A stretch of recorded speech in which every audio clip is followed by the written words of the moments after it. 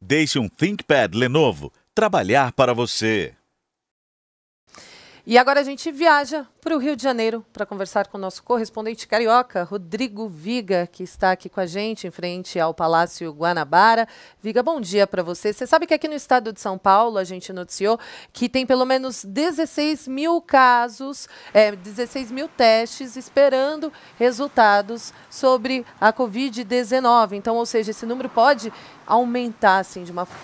Mas, nas últimas horas, com base em informações de secretarias municipais aqui do estado, nós já chegamos a 33, 34, diante de um descasamento entre as estatísticas da Secretaria Estadual de Saúde e essas secretarias municipais. Houve novos registros de mortes em São Gonçalo, em cidades também da Baixada Fluminense, Belfor Roxo e da região dos Lagos.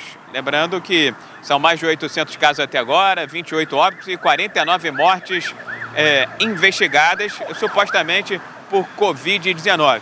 E tem um detalhe, né, Kalina? Existe uma falha, uma deficiência, uma escassez de testes rápidos. E infectologistas especialistas aqui do Rio de Janeiro têm sido muito claros e muito categóricos ao afirmar e avisar. Enquanto não for feita uma testagem em grande quantidade, em massa, a gente não terá mais ou menos aí, né, uma sombra, uma ideia, nem que seja superficial, do que efetivamente o Covid-19 está fazendo no Rio, em São Paulo e também em todo o Brasil, Kalina.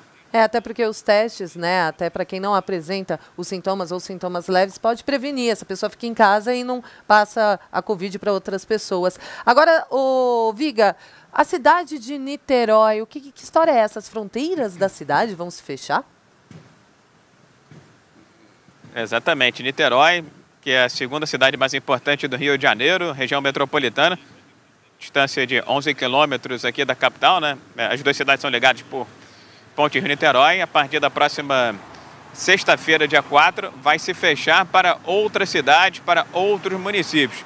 Com o problema de Niterói.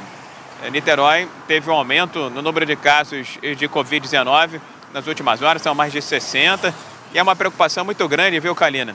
Porque Niterói tem uma grande concentração de idosos, ou seja, pessoas que fazem parte do grupo de risco. Estima-se, calcula-se que de 20% a 25% da população de Niterói seja da terceira idade. E aí é preciso instalar barreiras, aqueles blocos de concreto, e só poderá entrar na cidade quem tiver veículo da cidade, for morador do município de Niterói ou que consiga comprovar efetivamente uma necessidade essencial de entrar no município a partir da próxima sexta-feira. Eu estou conversando aqui, deixa eu quebrar um pouquinho o protocolo, viu, Kalina, porque eu estou incomodado com um negócio aqui, porque eu estava conversando com o Márcio Marzulo, o nosso cinegrafista, e a gente tem percebido uma movimentação maior, muito maior nesta quarta-feira de veículos aqui no Rio de Janeiro. O Márcio vai até dar um giro aqui, a gente está em frente ao Palácio Guanabara, mas isso aqui é a Rua Pinheiro Machado. E aí você vai ver que tem um fluxo relativamente maior de veículos aqui na cidade. Por acaso, por lei de Murphy, viu, Kalina? Agora tem um número menor. Mas deixa esse sinal fechar aqui, você vai ver a grande quantidade de carros que vai ficar enfileirada, né? Esses carros vão ficar enfileirados, esperando passagem para ir para o seu destino. E muitas pessoas que passam aqui pelo microfone da Jovem Pan têm até brincado, ironizado, dizendo que não tem como ficar em casa. Há uns que espirram de brincadeira. Parece que tem algumas pessoas que estão levando muito a sério essa história do isolamento e do confinamento, não, viu, Kalina? Né, Viga? Eu ia até comentar com você que, conforme você está aí falando e a gente acompanhando sua imagem, o que passa de carro atrás de você, de veículos, é impressionante, né? Parece que a gente não está vivendo tudo isso que a gente está vivendo. Parece que as pessoas querem pagar com a própria saúde, a própria vida, né? Pagar para ver se de fato isso é real ou não. Bom, é arcar com as consequências depois, né? E ontem você trouxe pra gente a informação, se eu não me engano, da morte de uma senhora que era moradora de uma comunidade aí no Rio de Janeiro. Como é que está a situação dos infectados nas favelas? Minha cara Kalina, existe uma preocupação com o avanço da Covid, da coronavírus em comunidade. Por questões, a gente já conhece, né, de infraestrutura, sociais e sanitárias. E lá na Rocinha, morreu essa senhora de 72 anos de idade, supostamente por Covid-19.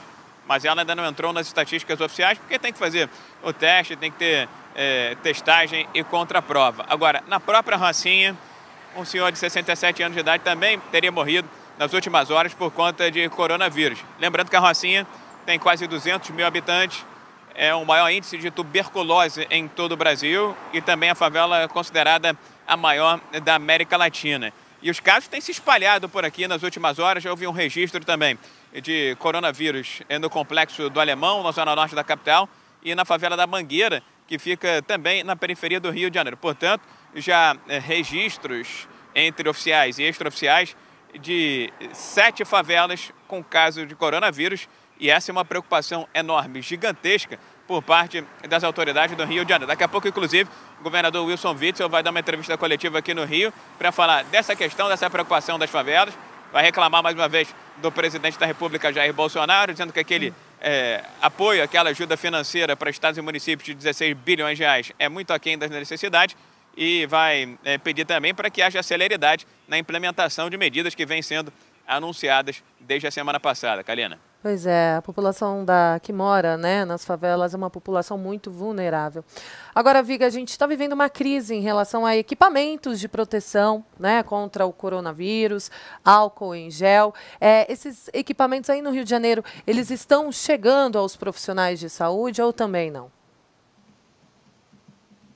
Homeopaticamente, a conta-gotas, viu, Kalina? Tanto que os profissionais da área da saúde, médicos, enfermeiros e profissionais da área administrativa têm reclamado muito, e os seus respectivos conselhos e sindicatos estão comunicando, fazendo queixas, reclamações ao Ministério Público para ver se isso transforma em algum tipo de medida, algum tipo de ação na Justiça. Segundo aqui o Sindicato dos Médicos e dos Enfermeiros, há cerca de 100 profissionais dessa área que estão afastados de suas funções porque estão com aqueles sintomas característicos do coronavírus, né? Não se sabe se tem ou se não tem. Agora, só vai saber se houver a testagem. E esses testes ainda não chegaram aqui ao Rio de Janeiro Estado, tampouco ao município. Mas a promessa é que cheguem essa semana. Agora, os EPIs, os equipamentos de proteção individual, também estão rareando, estão escasseando. Luva, máscara, avental, entre outros equipamentos. E de acordo com os sindicatos de enfermeiros e médicos, há aproximadamente 20 mil profissionais da área da saúde trabalhando em todo o estado do Rio de Janeiro, ou em condições desfavoráveis, ou em condições não adequadas, ou até mesmo sem algum ou alguns desses itens, desses equipamentos que Prefeitura e Estado do Rio de Janeiro disseram que já compraram, estão esperando chegar. Tomara que não seja também aquela mesma história que aconteceu com o governo federal, que tinha uma compra firme feita no exterior, mas aí ela acabou não se concretizando porque os americanos vieram por fora e compraram em grande quantidade, ou o fornecedor não conseguiu executar, não conseguiu fazer a entrega desses EPIs que são fundamentais. E quando os testes rápidos chegarem, a prioridade, segundo a Secretaria de Saúde do Estado e do município, vai ser justamente a categoria dos médicos, que está na linha de frente, e as pessoas que já estão com sintomas ou internadas na rede pública e privada de saúde do Rio de Janeiro. Kalina. Valeu pelas informações, Viga, ótimo dia, ótimo trabalho para vocês, se cuida aí, tá bom?